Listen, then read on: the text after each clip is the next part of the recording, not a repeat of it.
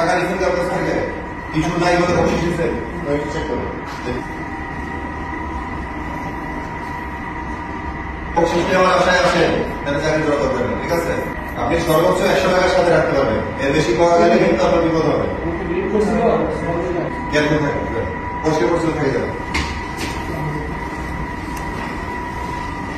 সব ঠিক আছে কত টাকা থাকতে হবে? সর্বনিম্ন 150 টাকা থাকতে হবে বেশি থাকে আপনি বকশিস দিতে পারবেন না বকশিস জোর করে চাবেন না ঠিক আছে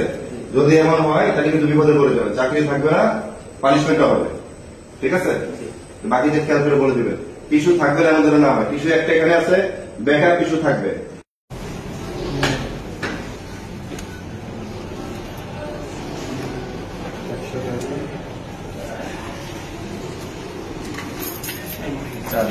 আপনার সর্বোচ্চ কত টাকার সাথে থাকতে পারবে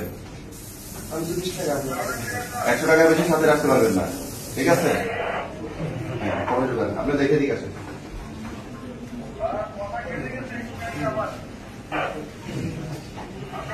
বকশিস চাওয়া যাবে